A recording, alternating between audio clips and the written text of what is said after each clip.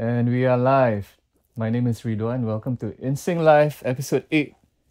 Today we have the honor of having Billy Chua with us. Hello. He's also known as Fireweed. He's a performing drummer, an online drumming personality, and he's a drummer for bands like Disco Hue, Super Sect, and he also sessions for various artists in Singapore. Thanks for doing this, Billy. Thanks for having me. Like, how I normally like to begin this is to ask you a bit about your personal story.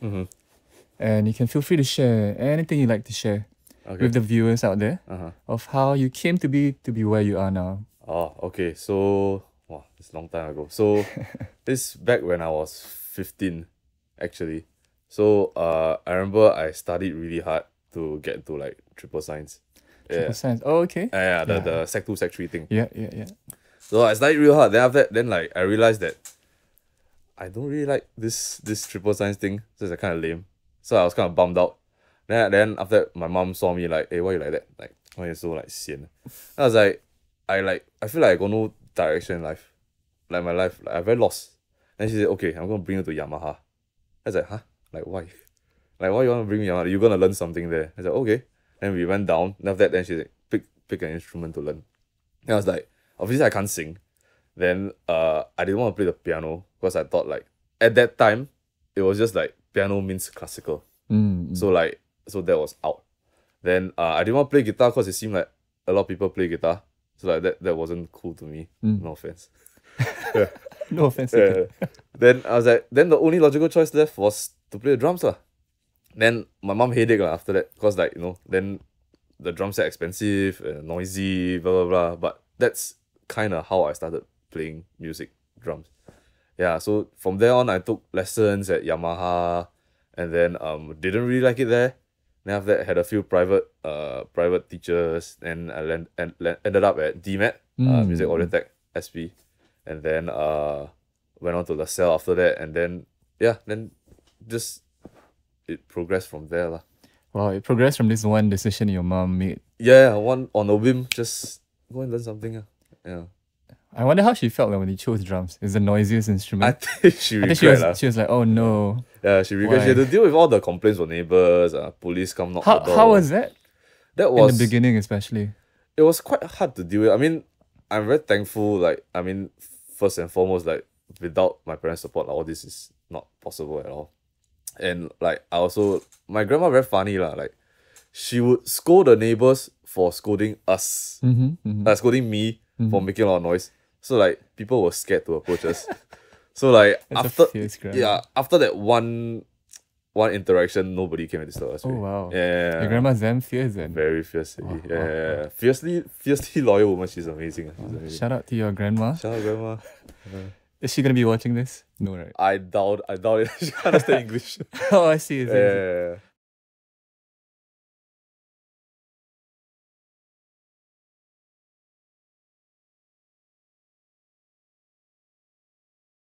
For degree? Yeah, music tech lah. Music tech. But they call it electronic music, but it's the same thing. Right. Is this together people like Shake and all that? I'm his junior. Oh, interesting. Yeah. So you have a degree in music tech. Oh, I didn't know this. Yeah. How are you teaching? I'm not currently teaching, so like I have a day job. And then but at the side I just record drum covers at home, drum videos, do vlogs occasionally, like just for fun lah, like just purely for fun. I'm a fan of the vlogs, man. Because I was telling him earlier. Yeah. If you watch his latest videos, especially, there's a meta language that you're using now. Yeah. There's the video itself. Yeah. And there's almost like social commentary Correct. running. Yeah. And I love these two kind of like timelines happening. And I know it's very conscious on your end. It's like an artistic Correct. choice, you know? Yeah. And I love it. I was just laughing to myself walking here. Like, I mean, it's one thing, like, for me, like, the drumming is one thing. I love it. I have to do it as much as I can.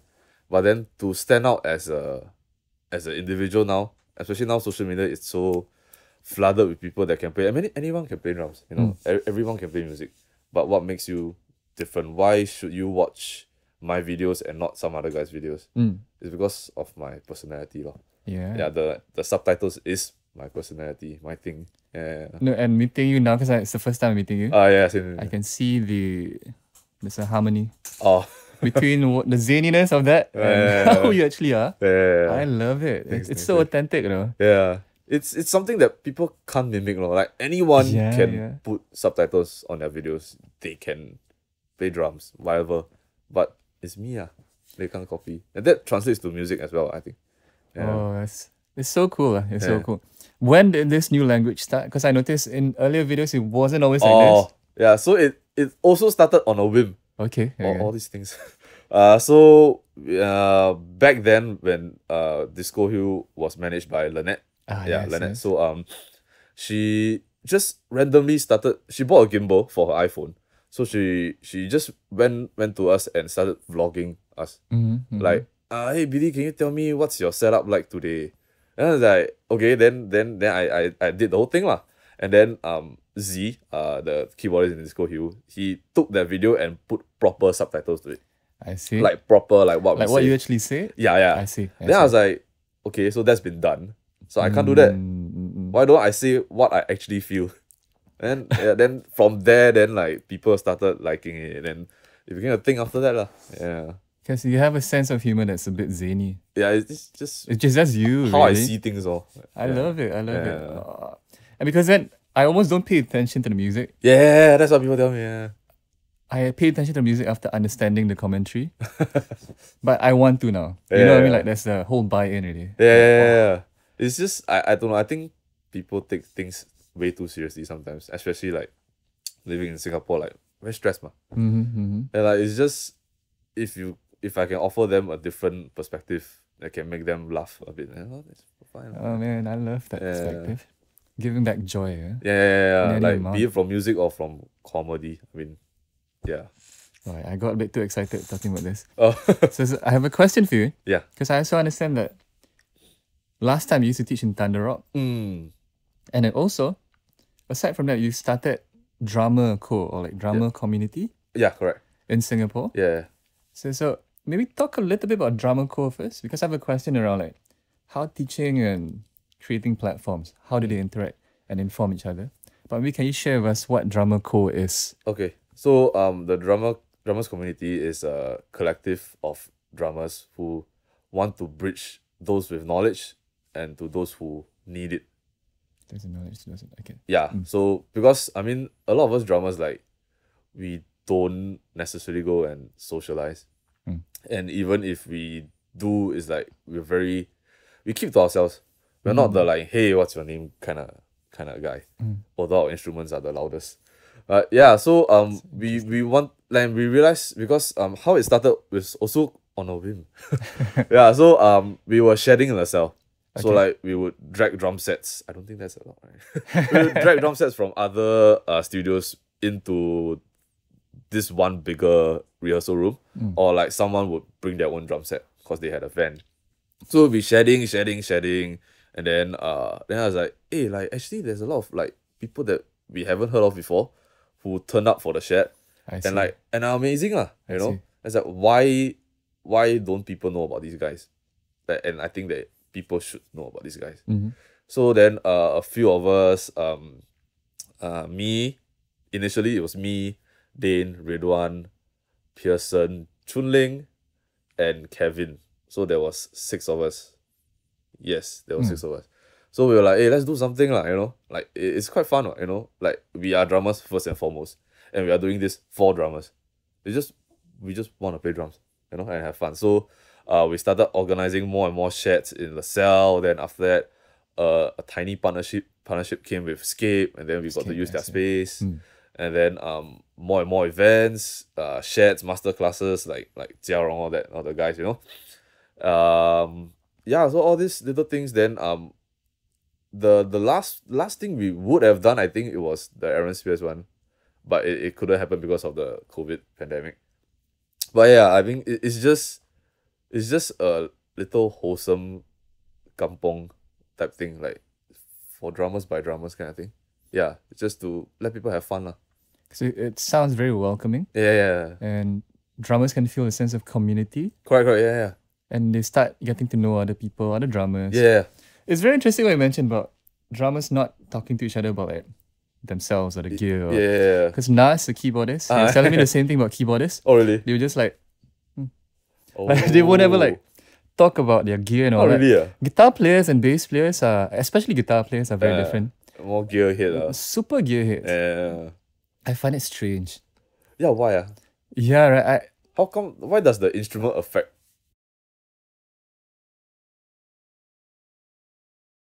First place. Yeah, That's why yeah, we yeah. need an extension to express with. Okay. I don't know why guitar players are like okay with like talking for days around like gear and music and Yeah. techniques and all that. Oh. Oh, interesting. Yeah, I mean drummers just generally are nice lah. Nice and quiet. Yeah, nice and quiet. Like we don't like, hey, look at what I can do.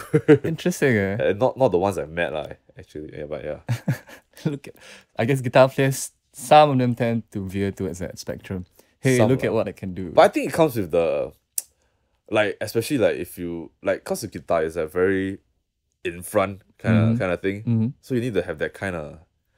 It's not arrogance. Like It's a presence, like that confidence, you know. That swagger. I think so. Like it's not a bad thing per se. That is true. Yeah. It resonates with the role. Yeah, correct. Visual correct. role also. Yeah. Correct. Interesting. Okay, wait, before I lose my train of thought. So I was gonna ask you, like, because you taught before also, this community thing is lovely. Like creating platforms for knowledge sharing and communion. Yeah. Because you all probably eat together also. It's a Yeah. big thing. Drummers We eating lepak, together. yeah. Oh man. Because I really believe in the act of eating. Correct. It's the hang that is more important Right. than the actual playing. Right. Yeah. Get to know each other as human beings. Correct.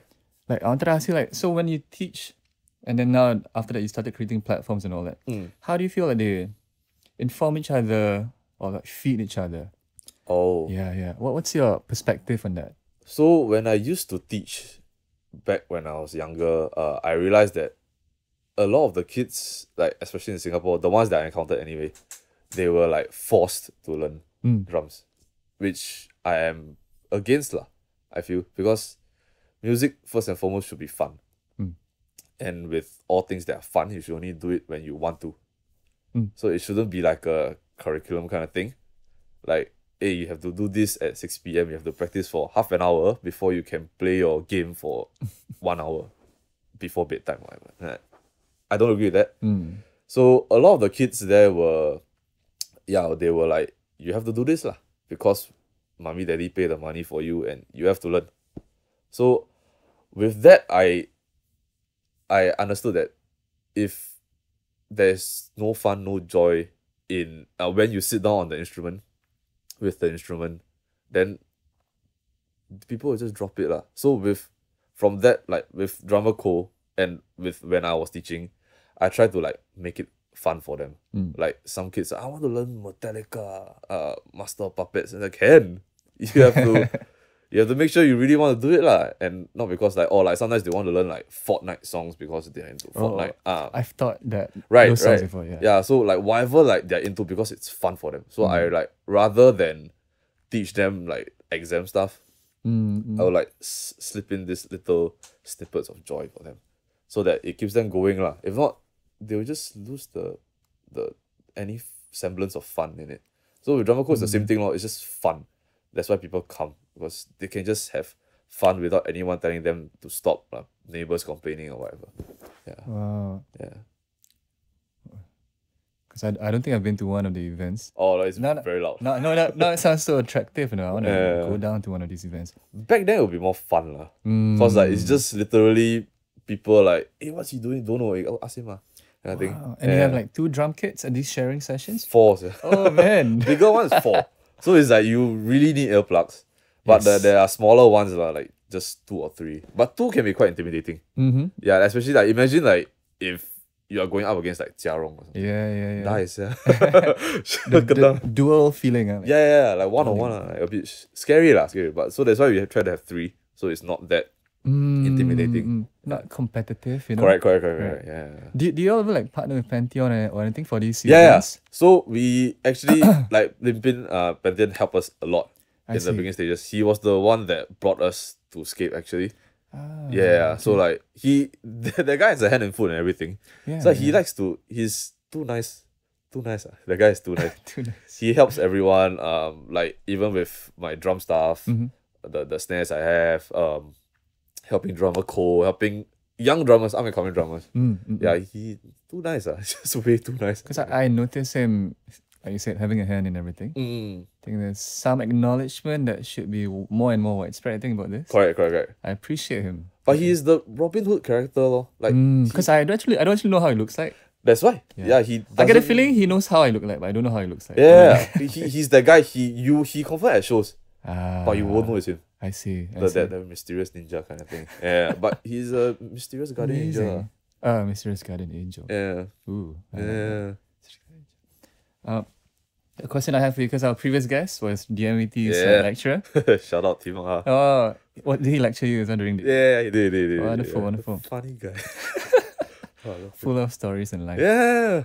Like, a question I have for you is, how do you feel DMAT as a course inform your years now as a musician and performing musician and session musician and content creator and a creative? I think, aside from all that, right? Like, I'm gonna go on record and say that DMAT was the best time of my life. Ooh. Yeah, it is. I mean, now that it's gone, I think it's a bit not sad. fully gone. I think It's, it's it's immersed a- into something else. it's part of a 3-course thing. Yeah, so you can specialize in that in the final year. But yeah, so whatever I went through was, it was amazing. Like some of my best friends I met from there. I think from DMAT, it really is fertile soil. You can't go in there, I think with any music course, you can't go in there expecting to become a rock star, like just by going through the motions. It's not like, that's why I say it's fertile soil, because it's everything you need is there. You have like studio gear, the people who know how to use it, the people who've been through what you want to go through. So it's good soil for you to grow if you put in the hard work. Yeah, and some people don't, some people do. And I've met both lah.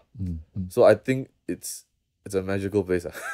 The people are really nice there, and you want to focus on audio tech stuff, you can. You know, focus on performance, you can. You want to do a bit of both, you can. You want to do tech work, also can. Songwriting, which is very important. Passive income.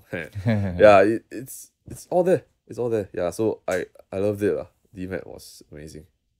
Because this seems to be a common theme. Yeah. Everyone who has been in DMAT says that it shaped them Yeah, correct. very wholesomely. Yeah, you know? correct. Yeah. Whatever that means to them, like wholesomely. It's a bit of everything lah. So like, I focused more on performing. So like, but I'm not gonna go into a studio blind because DMAT has taught me. Like I gotta know what's going on lah. You know, they can't put a beta 58 the kick drum and tell me that is gonna be on the final master I see. or whatever kind of thing. Because Yeah. it's a reflection of you. So Yeah. Oh, interesting. It's multiple languages that were being shared through people and through like technology as well. Yeah. Interesting. Wow. One thing that I would, because you are now like a full-fledged content creator almost. Yeah. Like, what was the process like for you? Let's say you have a video that you want to make now. Can you walk us through like what's the timeline from that conception to execution to like delivery? Oh, okay. Yeah, man. Because Yeah. I'm always interested to hear. So okay, let's just take one of the recent videos I recorded as an example. It's not out yet. It will be out soon, I think. I covered Them Changes by Thundercat. Oh, okay. The one that he did with Ariana Grande Okay, I've at not Adult seen Swim. So it's a live thing lah. So JD Beck and Domi were playing. it. Ooh, So yeah, so I was like, okay, that sounds cool. Then after that, so once upon seeing the video, I would straight away analyze, can I play that? And if I can play that, I'll just find a day. I'll find a few other videos to record as well. Like maybe just some random groove or like another cover or whatever nonsense I'm up to lah. So I'll think of all that and then I'll write it down in Telegram. Then the save messages, you send to yourself. So I'll just have a checklist. Then I'll find one day I record everything. I see. Yeah, I see. everything. So in one of the videos to come, you'll see a hanger on my symbol. That's because I do costume changes in the drum room. I see. Yeah, so all my clothes I dump on the chair, then everything just record one shot the whole afternoon. Then after that, then I'll just edit as and when. So right now, because I have subtitles, I can't write my subtitles in advance because they are a reflection of how I feel that day and what happened like in the immediate Yeah, I task. noticed this. Yeah, so I'll have it on the editing software timeline, all edited ready, cut ready. It's just waiting for the subtitles. Wow. Yeah. And how many videos would that be? Like in one sitting? The most I've done is 5. 5. Yeah. Just like 1 minute short clips. Like 60 seconds, right? Yeah, Instagrammable. maximum 60 seconds. Yeah. I see. Yeah. Which is good because I think nowadays the people who consume media shorter and shorter attention span. I agree. Yeah. Like even like all your pop songs now, the hook comes in the first 3 seconds, or like first 5 seconds. If not, it doesn't sell. There's a shortening of the attention span for sure. Yeah. With the advent of like character limits and Correct. time limits. Yeah. Instagram, Twitter. Yeah. You can see it reflected now in the consumption. Correct. 5 videos. So do you have to practice for these 5 videos? Or like are you at the stage where like, okay, I'm gonna do this, I can Some of them I can just go. I see. Yeah, some of them actually like I did a few Noah, Louis Cole. This group called Noah, they're amazing. I see. So that stuff is quite physically demanding. Yeah. So for those kind of stuff I actually have to practice. Like just maybe like Monday I practice, then Friday I record. I see. Yeah. So it's true that like it's 5-day span in a sense. And it's also good for your own personal learning, I feel. Because like I used to do the 6-hour practice kind of thing. Yeah. So like you think you practice 6 to 8 hours a day, you confirm become God, right? Yeah. But that doesn't help the brain. Yeah, like at least for me, like short bursts of practice, and it really helps to get the info into your head. And then also, if you practice like that one thing for the whole week, that thing is guaranteed to be ingrained into your system. This is it's truth actually. I listen to podcasts.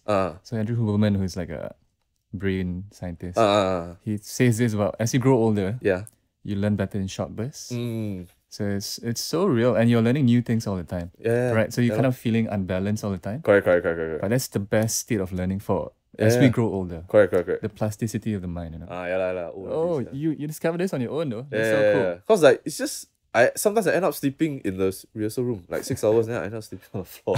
Like I never do anything. I just go inside and make myself feel good because I just play the shit I can play. Yeah. Then what do I actually learn? Nothing. You're supposed to sound like shit in the practice room. You're right. And struggle and correct. You're feel not supposed to sound frustrated. good. Right? You can't sound good. It's not a performance. Yeah, correct. It's not a performance. Yeah. Because I used to do the 6-hour thing as well. Everyone's been there. Right. We write out first hour do this, Yeah, second correct. hour do this, I had third a hour. practice diaries last time. Same man. I had practice block. Whoa. What happening? We're quite harsh on ourselves. Yeah. And then realize no need. Yeah, it's just After a certain point. Yeah lah. It You comes need with a bit of maturity. it, but after a certain point, like, Correct. Yeah. see what? I enjoy this. I'm losing my trains of thought. Because I wanted to ask you about the content creation, delivery. So do you plan like when to post? Have you studied like the best posting times? and all that? Okay. I have not like actually went to like Google or like I never deep dive into it. It's just my own trial and error. So like nowadays I post at like 6:30 p.m. I tried the every 2 days thing. I tried the every 3 days thing. But like it didn't seem to work. And like I also realized like people like to see a certain type of thing when they look at dramas. Yeah, at least for my stuff lah. Like they like to see the a bit flashy thing. Yeah. Whereas there are like some people right out from the start they can just bust out beats, right? And like they get tens of thousands of views. I see. Yeah, so it's like your viewership, you must understand what your viewership wants. It's a whole thing. You can't just play drums and you're like damn good. There are people who are damn good on Instagram, but it's like 200 views only. I agree. I've seen that. And then you try to understand the disparity, right? Correct, yeah. What's happening. So this is no longer about music anymore already. But people think if I'm really a good musician, I can make it big. But it's not. It's this day and age I think it's different. You need to like sell yourself well. If you can't do that, then 200 views. Yeah. It seems like you're amplifying your voice Correct. Yeah, very yeah. consciously Yeah. because you're aware of all these factors now in play. Yeah. Very interesting. So the question came back to me now. I wanted to ask you about. See, I lost it again. Right, because now you're doing all these things. You've created platforms. You've taught before, and you're creating content with an awareness of the societal variables. Like in Singapore, what do you think is flourishing in terms of the music industry, and also maybe what you feel needs attention and care? I feel like what is flourishing in the. Actually, there are. I don't know what aspect of the music industry per se, but I feel like there are more and more people who are getting recognized. Whether it's like a friend share or like just like platforms like Drummer Collective, the kind of thing. And more of these people are getting recognized, and I think it's a good thing. And like they connect with the people who are like in their age group or like who have some sort of like spending power. So I think it's a good I see. cycle kind of thing. And I feel like regardless, like I think the main thing I have to say is if we don't stop talking bad about local artists, there will never be a time where we will actually like them. Because it's like my mommy say this guy not good. Then like this guy not good. You know what I mean? So like if we start looking at our homegrown talents in a different angle, in a more like, yeah, it can be bad. I'm not saying all local releases are good. Like you can be constructively criticizing someone, rather than like, Rather than dismiss. Yeah, dismiss, like local music, Yeah. just like at least be there, Like, you don't like it, you can walk away after like 3 songs, whatever, but be there. At least give it a chance before you just local music, never mind. I'd rather listen to Charlie Puth rather than Charlie Lim, You know what I mean? Like just give it a shot, don't be so harsh. Only then can we start to cultivate like our music is good, like we can fight other people, like people like Charlie. He's obviously good, you know what I mean? Undeniably. Yeah, right. Yeah. And he deserves all the success he has. It's just why we can't support our own guys. I don't get it. I just need to. I used to be like that also. Like nah, I don't wanna. I want to listen to like the real deal in the West. Yeah, but then I realized like why, like if I hate on my own people, then people are gonna not like me in one big round. It will come back. Yeah. And then when is it gonna start? Yeah, liking your own people. That's why. Yeah. So yeah, it's a whole thing, It's a whole thing. Conversations at home. Conversations. Correct. In the home. Yeah. Actually, my parents were the one that opened my mind. Actually. Yeah, like friends they quite cool. Yeah, they're a bit gong gong, but they're very cool. But yeah, they were like I think we played a show. Disco, we played a NDP show. It was at Gardens by the Bay. So I was really, because I was very tired and I was really ready to go home. Then I was like, hey boy, we want to watch Jasmine Sokko. So whoa, really? You know who Jasmine Sokko? Yeah, the girl, like that one. The visor. The visor one. You play before? Yeah, that one time. Okay, watch that. Then they like 1057, which is also my favorite song from her.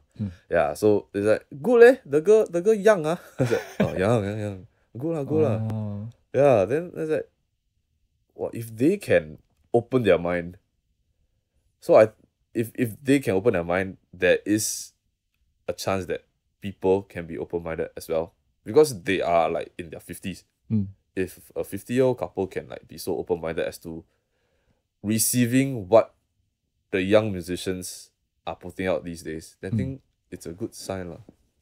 But they changed you also that night. Yeah, it's like, like, why am I being so anal if my parents can be so welcoming, Wow. Yeah. They're cool, man. Yeah, they're cool. Are they gonna watch this? I hope so. I don't know. Shout out to Billy's parents. Yeah. My back He just rollers. called you Gong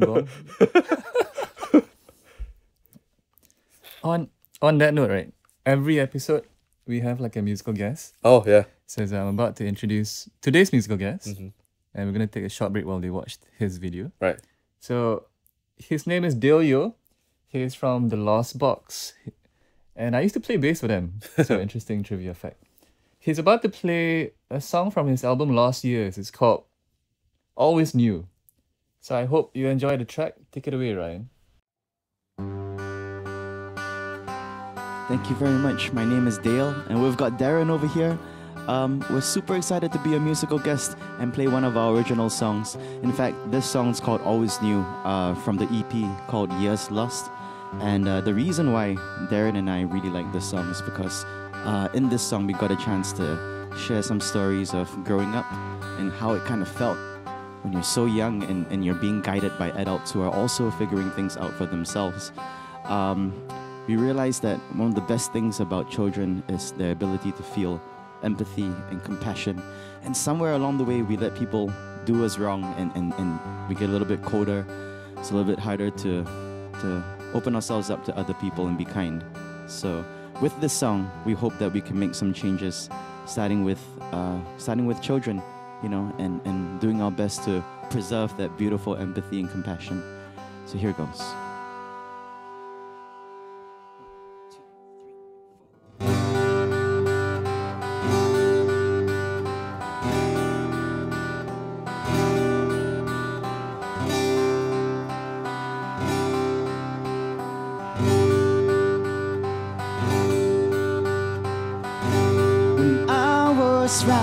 I heard some stories of how to live my life with glory. They never told me they said I'm never right. I tried to learn and be one of us, to be that man, the one you dreamt of. They always told me I'll never get it right. Lying by your side, it's all black and white with you. Overused, rock abused, and with all my might, I'll trust my heart is right. Not you, oh not you, oh for you. And as I burn through time, I think I knew time be better spend if it was only all my life. I think I knew not every friend, not every love is true. I tell my little girl not to run after the world. As I burn through time, I always knew the only truth I need is you.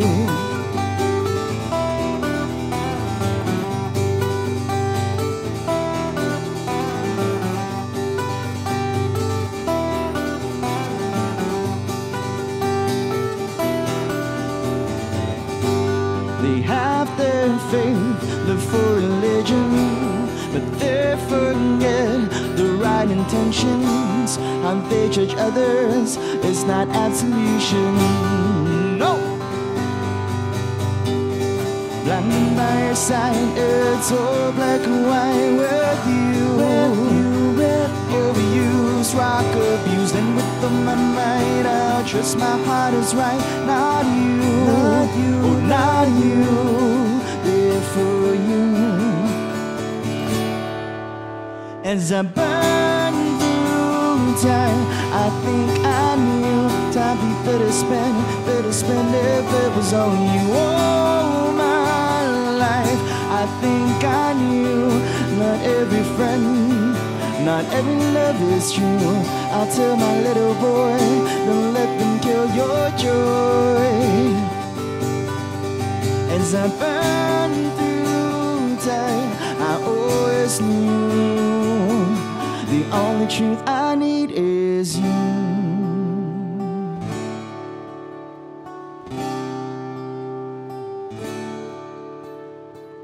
I think I always knew.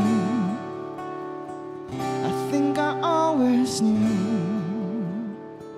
I think I always knew. I think I always knew. I think I always knew, I always knew, I think I always knew, I always knew, I think I always knew, I always knew, I think I always knew. And as I burn through time, I think I knew time be better spent if it was only all my life. I think I knew not every friend, not every love is true. I tell my little girl not to run after the world. As I burn through time, I always knew the only truth I need is you.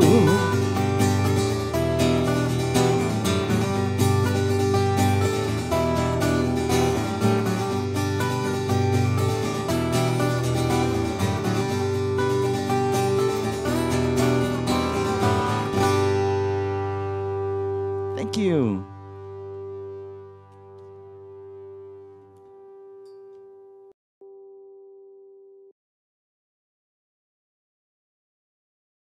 Dale Yeoh. I think he's a lovely performer and singer-songwriter. So please follow him on his socials. Back to Billy. I want to ask you a couple of like final questions, I guess. Like, what keeps you going? Even let's say today, and then for the next week, what keeps you going? Like music wise, I or think life-wise or life, and like the goals that you want to achieve, you know? I think what keeps me going, it took me a while to find find the answer to this question. So for the longest time I was very, very competitive. Like why that guy can play like that, why I cannot, this little things, and like why is he on the gig and why am I not playing that gig, this and that. And like I felt very bad like about myself for the longest time. And it's very unhealthy. And I think social media really plays a big role in that. Yes. Like it's a double-edged sword. You can sell yourself well, but like you are also exposed to the poison that is social media. And many young people don't realize that also. Yeah, so back to the topic. So for the longest time I was feeling very, very bad about myself. Then after I realized like, why am I even playing drums in the first place? It's because I like it. So it was then like I decided like I don't want my source of happiness to be derived from other people. So like, yes, I can be happy playing sessioning for people, whatever. But like the main source of joy should come from me. I decide when I'm happy, I decide when I'm sad. So this way I'm in control. And like I don't get bothered by like now I don't get bothered by like Instagram shit, you know? It's just I get to play drums, I get to do what I want, I play for who I want, I'm happy. Yeah, so that keeps me going, like being able to be happy playing what I want to play, when I want to play, how I want to play. Yeah, that keeps me going lah. Yeah. Those are very wise words, A man. bit deep. No, I think it's very important to be for people to hear it as well. Yeah. Because the self-value and self-worth Correct, in yeah. relation to also social media where people are presenting the best Correct. You only see the side best of themselves. Yeah. You only see Not the the best. hours that they struggle or That's why. Yeah. So it's always a slippery slope, I think, once you make it relative. And people are not interested in seeing the rough Yeah, process. they're not. They're not at all. Yeah, like there's a few Instagram movements like the recent one I did was my first minute. Okay. So it's like you just hit record and your first minute on your instrument you record. Oh wow. All the buang, all the rabak, all you I record. like this. I like that. But nobody cares. Oh no. And this guy is famous, the guy who started the challenge, he's famous. Okay. Nobody cares. Yeah, About this kind of movement. Yeah, nobody cares. Yeah, there were a few people, but it's like his level of reach, like his level of followers, and the result that came from that doesn't tally. Doesn't correlate. Right? Yeah, there's people not interested in the bad stuff. They just want to see the good things.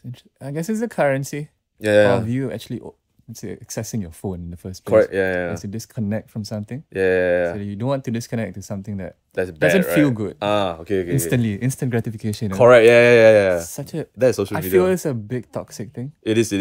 for well-being and Yeah. oh, I love what you just said though. Yeah, You I found think this for yourself. you have to be brave to accept that you are being poisoned. And you have to really face it out that like if you're not happy doing something, if you're not happy competing with someone for something, don't do it. Don't do it, right? Yeah, it took me a while to accept that. Yeah. Ah, beautiful. Yeah. Oh, beautiful. I'm reeling it in, man. Very nice. So another question I have for you is that what's on the horizon for you? Just more drum videos, man. Drummer Co is planning something soon. This year? Yeah. First half of this year? First half of this year, yeah. Yay. So stay Yay. tuned. Stay Yay. tuned. Other than that, just more drum videos. Hopefully, I think it's just everybody trying to like play safe and like just be ready for anything that happens. Because like with all this pandemic nonsense that's going on, like being able to like consume music is already a good thing. Yeah, like just take it as a downtime to hone your craft, lor. Like it's all about perspective, lah. Like you can be sad, like I mean I'm sad about like not having gigs. But like we take what we get, lah. And just try not to like mess things up for the greater public. Yeah. It's because it's a whole ecosystem. Yeah, right? it's a train, one person, then the whole group, then bam. Yeah. Exponentially pump. Yeah. Yeah, lor. But wow, live shows, man. Oh. Because you played a live show recently. Yeah, We were the talking day about after this. you, the day after you. It's It's magic. high, man. I felt high. It's money can't buy that feeling. Like really. Yeah. Like I felt like, I mean, cause that was exactly 1 year since I played a show live. So like I had nothing to lose, man. I went out I guns love that. blazing. Nothing Yeah. to lose. And I feel like we should have that mentality every time. Exactly. When You we caught my thought there. Right, Yes, yeah. exactly. Like on stage, you must have nothing. It's your last gig. Every gig is your last gig. Then bam, 200%. And just joy. Right. No sense of self-consciousness or anything. Correct. You Exactly. just got to share the moment with everyone. Yeah. And then you can become chill about yourself as well. Correct. And with your good friends on stage. Oh, wow. Oh. Bless. Hashtag bless. Right. Is that what It really is. Yeah. My goodness. Last question. What advice would you have for someone graduating from secondary school, say, for example, and thinking of entering the arts and music sector in Singapore? Yeah. And maybe interested in doing what you do? Okay. What advice we have for this particular person? Because we try to visualize this, imagine human being, and that this podcast would someday Reach serve them, as inspiration for them in some way or form. My advice, join DMAT. No. Join DMAT if you want. Be sure of what you want to do, but at the same time, don't put all your eggs in one basket. Even like just being in music, for example, like you can't just know how to play drums. You need to know how to build everything. You need to know social media now. So you can study music if you want to, if you can afford to, but don't all in. Yeah, be exposed to video editing, copywriting, even writing your own bio. That's very important. Even writing your Instagram captions. That is one thing. So be open to new things. Don't buy in on just one thing. Yeah. So even if you don't get to study music, it's fine. You can learn music on YouTube now. It's just like if you need like fundamentals, whatever. Yeah, go to a teacher lah. Yeah, but don't. Yeah, just the one liner is don't go all in on one thing. Be exposed to everything. Yeah. Seems like that's a modern way to go. Yeah, it is. Right. You can't get hired just on one skill. I think maybe last time you could, but I think now it seems to Yeah, be- last time can lah. I Right. think our parents' time can. Yeah, now different lah. Everybody can do everything now. It's true. So how are you gonna fight? You know? Oh, the currency is different, yeah. Yeah. Totally different. Thanks, man. It's I really fun, enjoyed this. This is fun for me. I do this once a month. Oh, It's very shit. refreshing for me. Oh man. On that note, I think that's all the time we have today. My name is Ridwan. This is Billy. And this is INSYNC Live, where we interview practitioners from right now in the music industry. So like sound engineers, educators. Who else have we interviewed? Artists, content creators, drummers. Soon we hope to expand into different target areas like theatre and dance. So that's going to be exciting also. So thank you, Billy. Thank you. And thank you for spending time with us today on a Saturday. I'll see you next month. Cheers.